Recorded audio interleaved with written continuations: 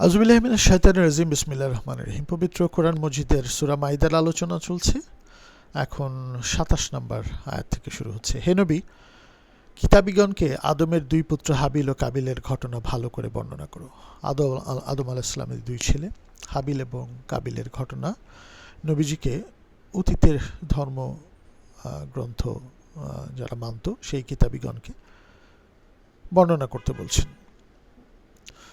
তাদের ঘটনা হলো এরকম: তারা যখন কোরবানি করেছিল তখন একজনের কোরবানি কবুল হলো, কিন্তু অন্যজনের কোরবানি কবুল হলো না। কিন্তু ক্ষিপ্ত হয়ে সে বলল, আমি তোমাকে খুন করব। অপরজন বলল, প্রভু তো শুধু আল্লাহ সচেতনদের কোরবানি কবুল করেন। যে কোনো স্যাক্রিফাইস, যে কোনো আল্লাহর জন্য করা কাজ যেটা কষ্টের মাধ্যমে করা হচ্ছে, এটাই একটা কোরবানি। এবং এখানে একটি কোরবানি হয়েছিল, এই ব্যাপারটাই পরবর্তীতে আয়াতে আসবে। এবং আল্লাহ সচেতনতার ভিত্তিতে যে সৎ মানুষের কোরবানি সৎ রিজিক থেকে হয়, কাজগুলো হয়, সৎ কাজ করা হয়, সেগুলো আসলে স্যাক্রিফাইস হিসেবে ট্রিটেড হয়, আল্লাহর কাছে অ্যাকসেপ্টেড হয়, গ্রহণযোগ্য হয়। ২৮ থেকে ২৯ নম্বর আয়াত। হাবিল আরও বলল, আয়াতটা এরকম: আমাকে খুন করার জন্য তুমি হাত তুললেও তোমাকে খুন করার জন্য আমি হাত তুলব না। তার ভাই কাবিলকে বলল হাবিল আলাইহিস সালাম যে আমি হাত তুলব না। এই যে বিরত থাকা, এই যে শান্তি সৃষ্টির একটা চমৎকার বিষয় সার্বিকভাবে সমস্ত মানুষের জন্য, এই ব্যাপারগুলোই ৩২ নম্বর আয়াতে এটার কনক্লুশন আসবে। আমরা যাচ্ছি একটা ঘটনার মাধ্যমে। নবীজি বলছেন কোরআনে আসছে। হাবিল বলল, আমাকে খুন করার জন্য তুমি হাত তুললেও তোমাকে খুন করার জন্য আমি হাত তুলব না, কারণ আমি বিশ্বজগতের প্রতিপালকের বিধান সম্পর্কে সচেতন। বিধানটা কি? একটি হত্যাও করা সমীচীন নয়। এই ব্যাপারগুলো খুব গভীরভাবে আসে কোরআনে, ইসলামের সার্বিকতায়, কিন্তু মানুষ জানে না, পৃথিবীতে উপস্থাপিত হয় না। যে আমি তোমাকে খুন করব না, কারণ আমি বিশ্বজগতের প্রতিপালকের বিধান সম্পর্কে সচেতন। তুমি আমারও তোমার সারা জীবনের পাপের বোঝা বহন করবে যদি আমাকে খুন করো, হাবিল বলছে, এবং নিক্ষিপ্ত হবে জাহান্নামের আগুনে, আর এটাই জালেমদের জুলুমের পরিণতি। ৩০ নম্বর আয়াত ২৮-২৯ শেষ হল। ২৭-২৮-২৯ এরপরে ৩০। তারপরও ক্রোধ কাবিলকে খুন করতে প্ররোচিত করল। এত চমৎকারভাবে বিধানের ব্যাপারগুলো বুঝালো হাবিল আলাইহিস সালাম, কিন্তু কাবিলকে খুন করতে প্ররোচিত করলো কি? ক্রোধকে দমন করতে হবে মানুষ। এবং সে ভাইকে খুন করে ক্ষতিগ্রস্তদের অন্তর্ভুক্ত হলো, যেটা হাবিল একটু আগেই বলেছিল যে তুমি যদি আমাকে খুন করো সারা জীবনের পাপের বোঝা বহন করতে হবে, বিচার হবে, শাস্তি হবে। কিন্তু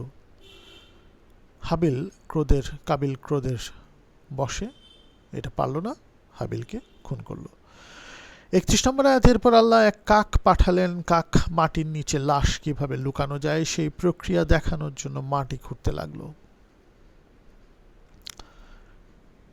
তখন কাবিল রিয়েলাইজ করলো, আমি কি এই কাকের মতো হতে পারলাম না যাতে আমার ভাইয়ের লাশ লুকাতে পারি? মানে আমি এই ছোট্ট শিক্ষাটাই জানি না, আমি তাকে খুন করে বসলাম। তারপর অনুশোচনায় তার মন ভরে গেল। আসলে যারা ভুল কাজ করে, যদি এই পার্থিবতা, এই প্রকৃতি থেকে যে কোনো বিষয়ে আমরা শিক্ষা নিতে পারি, মানুষ ইতিহাস থেকে শিক্ষা নেয় না, শিক্ষা নিতে পারলে ভুলগুলো হবে না। একসময় রিয়েলাইজেশন হবে যে ওই যে হাবিল বলেছিল বিশ্বজগতের প্রতিপালকের বিধান সম্পর্কে আমি সচেতন, আমি তোমার উপর হাত তুলব না। এই যে শান্তির প্রক্রিয়াগুলি কি চমৎকারভাবে আসে, এবং এটা রিয়েলাইজ করে কাবিল অনুশোচনায় পড়ে গেল, এবং তারপর অনুশোচনায় তার মন ভরে গেল। এই যে ৩২ নম্বর আয়াত এবার আসছে, এই আলোচনার পার্সপেক্টিভে নবীজি বলছেন, ৩২ আল্লাহ বলছেন, আমি বনি ইসরায়েলের উপর এ কারণে বিধান নাজিল করেছিলাম যে যখন কেউ কোনো নিরপরাধ ব্যক্তিকে হত্যা করল, সে যেন সমগ্র মানব জাতিকে হত্যা করল। আর যখন কেউ কোনো মানুষের জীবন রক্ষা করল, সে যেন সমগ্র মানবজাতির জীবন রক্ষা করল। একটা নিরপরাধ ব্যক্তিকেও যদি কেউ হত্যা করে, সে সমগ্র মানব জাতিকে হত্যা করার মতো পাপ করল। আর কেউ কোনো মানুষের জীবন রক্ষা যদি করে এবং এর ফলে এমন একটা পুরস্কারে ভূষিত হবে, সে যেন সমগ্র মানব জাতির জীবন রক্ষা করল। পৃথিবীর জন্য, আমাদের জন্য শান্তি সৃষ্টির এই অসাধারণ বাণী আমরা পৃথিবীকে বুঝাতে পারিনি, এগুলি কোরআনে আছে। ওদের কাছে আমার রাসূলুল্লাহ বারবার সুস্পষ্ট প্রমাণসহ হেদায়েতের বাণী পেশ করার পরও ওদের অনেকেই দুনিয়ায় অন্যায় অবিচারেই লিপ্ত ছিল। রাসূলুল্লাহ ওগুলো বলে গেছেন। এখনও কোরআনের বাণীর মাঝখানে আমরা এগুলি দেখতে পাই, কিন্তু তারপরও মানুষ অন্যায় করে। এগুলিকে বুঝে, অনুশোচনা করে, নিজেকে প্রস্তুত করে একটা সৎ সুন্দর মানুষ হওয়া, ওই হাবিল আলাইহিস সালামের মতো, এটা মানুষ হতে পারছে না। এই জন্য কোনো মানুষকেই অন্যায়ভাবে হত্যা করা যাবে না। প্রত্যেকটা মানুষের জীবন বাঁচানোর চেষ্টা আমাদের করতে হবে। এই ৩২ নম্বর আয়াত ২৭ থেকে ৩২ সূরা মাইদার শেষ হলো। আমরা চমৎকার শিক্ষা এখান থেকে পেলাম।